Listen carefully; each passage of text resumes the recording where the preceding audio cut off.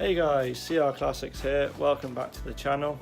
Now this is the first day of the 6-day challenge that we've currently got going at the moment, where we're booked into the Malvern Festival of Transport next Sunday, and it's Monday currently, so that's 6 days from now.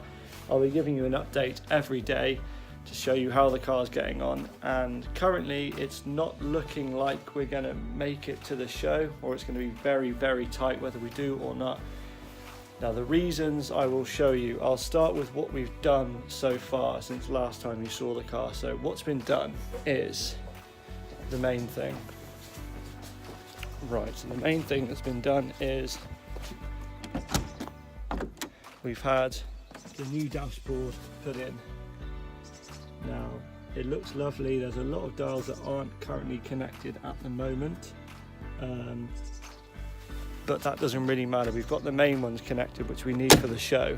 Now, the main thing with replacing a dashboard is that almost everything has to come out of the car to make it easier to work. So there's the old dashboard just there. So we've got the over dash trim out. Little fuse things like these, which with the new dashboard, the holes weren't drilled in them, so we need to drill holes so they can go in. These little things need to go back in. All manner of screws and little bolts and things like that which need to go back in the car. What else? New rocker switch, new speedo cable which needs to go in the car. What else have we done? Since last time I saw you, we have put a new air hose in there and a new air filter and clean the engine a bit. You can probably see the chassis number in there. And yeah, so we've done the air filter, the air hose. The old air filter, as you can see, is in horrible condition. That's obviously been in there for a long time. So not a lot, but the dashboard, as you know, is a bowl of spaghetti is the closest thing I can describe it to, really. It's just pure chaos in there. The people who had it just before us, obviously just sort of threw everything back in there. So it wasn't very fun to put the dash in, but I'm sure you'll agree it does look brilliant, but that leaves us a lot to do to put everything back in the car and get it ready for the show. Now, the next thing is we had a problem when we took it out on their first long run, where the knock-on bolts are meant to tighten themselves when they go. They're not meant to undo themselves, but our back right somehow managed to undo itself. And in that, one of our brand new wheels is gouged, as you can see all the way around here, a big lip all the way around. So this wheel is currently not usable, barely even for a spare. Now, we bought a brand new wheel from Paul Matty, which you may have seen in my story, which is this one. That one there, same as the other one. Now, we put it on. It didn't fit how we wanted it to, and it came with this little thing which goes between the wheel and the hub, and it just didn't fit. There was a little lip between the wheel, and this seems to just be rattling around in there. I don't know if the wheel's not liking the hub that it's on, or if it's the wrong hub, or if it's the wheel fitting's wrong, but I'm pretty sure all the wheels should be the same. We took it out down the road yesterday, and it started to do the same as it did to the other one. See around here, which isn't good because those wheels are not cheap. Now we can see what it's rubbing on. It's this hub, and it seems to be rubbing on.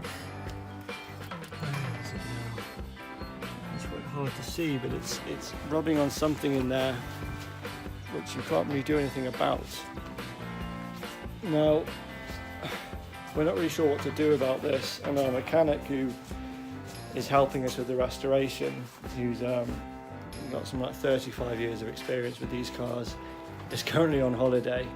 So we've got to figure this out for ourselves like I said, in the 6 days that we've got, and put everything else back in the car and get it roadworthy, which is quite a tall order really. It'd be fine without that wheel, but that wheel really is proving to be a big problem at the moment. Little things like the speedo cable, the rocker switches, like I said, the air hose, the air filter, the overdash trim, these little rubbers which are going by the sunroof. So these which are going to go over the brackets at the back of the car to stop the wood that we've had to cut. These things vibrating when the car's going along. All little things like that we need to put in, which does take time. It's never as quick as you'd planned with these cars. It's always going to take longer than you budgeted for. But the car itself is actually starting and running beautifully.